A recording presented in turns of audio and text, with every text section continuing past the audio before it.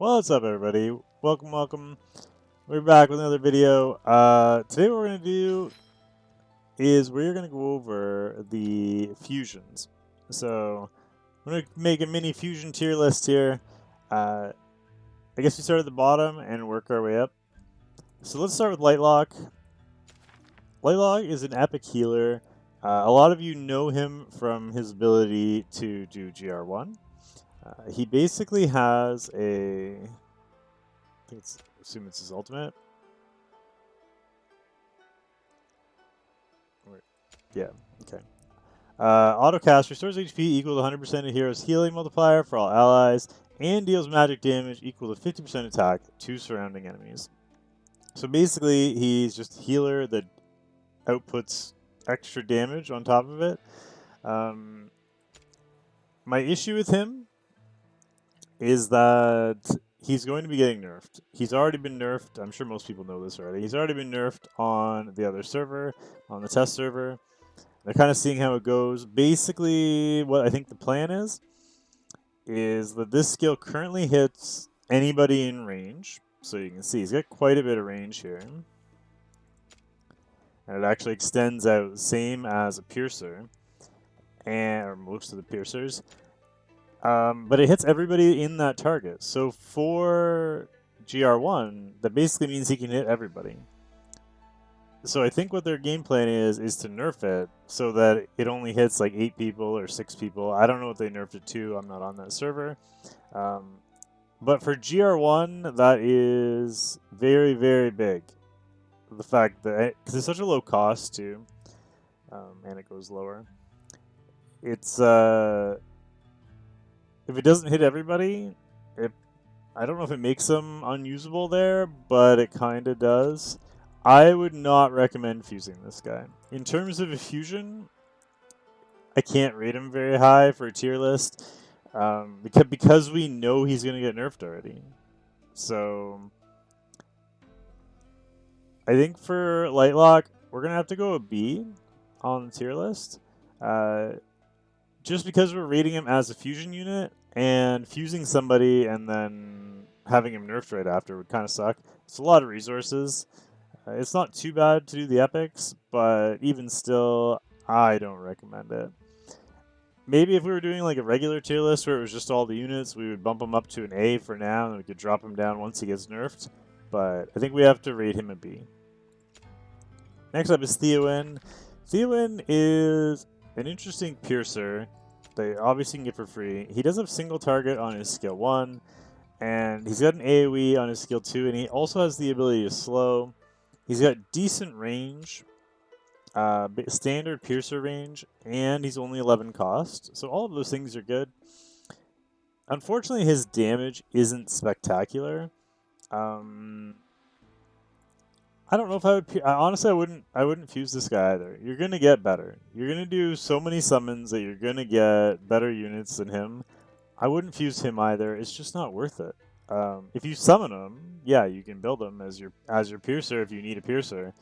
But realistically, you're gonna get either him or better in your summons because you get so many summons early game. There's no way you have to build this guy unless he's the one you summon. So. I wouldn't rate him overly high either. And realistically, if he's throwing these things, what are they called? Sabers? Yeah, they call them sabers. If he's throwing these sabers and you can't see, you really gonna trust somebody wearing those pants? I mean, come on. I think we're gonna keep him at a B as well. I'm not a big fan of Theoin. We'll put him maybe like a B plus, slightly ahead of Lightlock, just because Lightlock is kind of going to be obsolete. Next up is Libyan, and I actually think Libyan is really good defender. In terms of epic defenders, she probably is the 4th best defender behind Oleg, Baron, and Isolde. And if you are watching this in the future and you missed the Isolde Shard Summon, which is currently on, I've already got a copy, so I'm kind of hoping to squeak into a second copy here. But anyway, it's a different story. Libyan, yeah. So if you don't have Baron or Oleg, and you didn't do the fusion, so you don't have Zolde because she's Lord, she's a great option. I don't know if I would necessarily fuse her because you'll probably get better of her as well, but she's actually really good. She's got the ability to stun on the skill 1. It's nothing fantastic, the skill 1. But primarily, it's her ultimate. She's the Blessing of the Elf, gaining an additional 20% damage reduction permanently. Meanwhile, the shield bounce triggered by attack can restore 1% more HP. And when that is triggered, the shield ignites, deals 15% AoE damage per second to all surrounding enemies. So, granted, she doesn't have anything crazy special. Like, she doesn't have a high block rate. She's standard cost. But she stays alive really, really well. Like, even if I just had to tank something and I only had her and Isolde, which I did for a while, there were times where, in order to survive burst damage, I needed to run Libyan. So she can actually pure tank better. I think Isolde is a slightly better unit. 1, because of the Lord skill, and 2, because she can actually help your teammates as well, providing a little more value than Libyan. But Libyan's still really, really good. I still use her. I used her in my GR219 video that I just put out yesterday. Well, I put it out today, but I'm recording these all the same day. And if you've ever seen her summon animation, you know what I'm talking about, but that bumps her up a rank as well. I think we've got to rate her an A. I think she's really good for what she is. A lot of defenders aren't great in this game. They don't provide a lot of extra value, and I think because of that, she's one of the better defenders, and she's an epic, so she's easy to skill up. We're going to rate her an A. Maybe an A-, but still an A.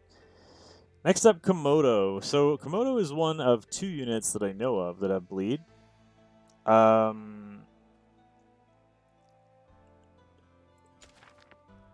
he's kind of bad. So the reason bleed is good, before we get into that, let's switch over. I don't have Salazar, but the reason bleed is good is this artifact. Scarlet Hunt increases damage by 20% to targets with bleed. So imagine going into Clan Boss with 3 or 4 fighters, one of which is Salazar, and all of your fighters have Scarlet Hunt on them. You can see I have 5 copies of it. Obviously I need to limit break them, but I don't have Salazar, so no real push for me in the meantime while I'm trying to get artifacts for all these guys. I just spread them out and put one on everybody just so that they can have the base stats. But anyway, Scarlet Hunt makes bleed really good. Unfortunately, Komodo here is not really that good. So basically what you would be doing is relying on his ultimate, because he doesn't have bleed on any skill except for his ultimate. Attacks him with like bleed on the target. But it's not like, it's not good. It's not great. Like, because basically, I don't know how to explain it, but basically what's happening is you're taking out a damage dealer to put in bleed. Great. But his base stats aren't great, and he's not going to do much damage. So you're taking out a damage dealer to put in somebody to boost other people's damage. You end up losing in the long run. You'd be better off just having a damage dealer in that spot, because you're gaining 20% damage on maybe 3 people, so you're getting an extra 60% damage, but you're losing a spot at the same time. So you're losing 100% and you're gaining 60. The math just doesn't really work out. I don't recommend fusing him at all. Honestly, I think he's probably the worst out of all the units on here. I feel bad putting him below Lightlock, but Lightlock's at least got a purpose right now and provides some utility. I think we got to put Komodo at a C. I don't recommend using him at all. And I know some people love him, but I don't think it's a good idea. And finally, the final fusion is Abomination. and he is going to be the highest rank on our tier list today. He is by far the best fusion. If you get a Komodo, use him for the Abomination fusion. He's going to be our S tier. He'd probably, I mean, if it was just a normal tier list and we were just rating everybody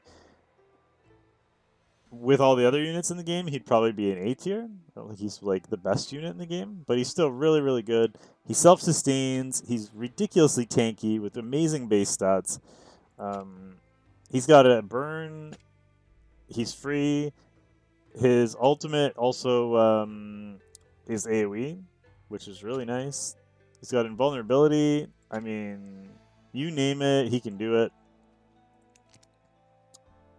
We're definitely one of the best fighters out there that's free. You can see I have mine built. I'll show you really quick. I got him on HP set and what's this one called? Guardian set to reduce damage taken. Look at that base HP. 30,000 base HP, 2,200 defense. He doesn't have my best gear by any means, but it's decent. He's got 61k HP, 3,400 defense, 162 speed, 90.5 crit, 216 crit damage. And he does what he's supposed to do. I mean, he's very reliable. You know he's going to stay alive. He's going to tank stuff. He's going to kill stuff. He's going to burn. Definitely at the top of our tier list. So, to recap the fusions... Wrong button. To recap these fusions really quick, we're going to go Abomination at S tier. We're going to go Libyan at A tier. We're going to go Theoin and Lightlock at B tier. And we're going to go Komodo at C tier. So hopefully that gives you guys an idea of who to prioritize in terms of the fusion, because I seem to get asked that a lot. If you guys want to see any other videos about anything else, feel free to leave them down in the comment section down below. Don't forget to like, comment, and subscribe, and we'll see you all next time. Thanks so much for watching, and bye for now.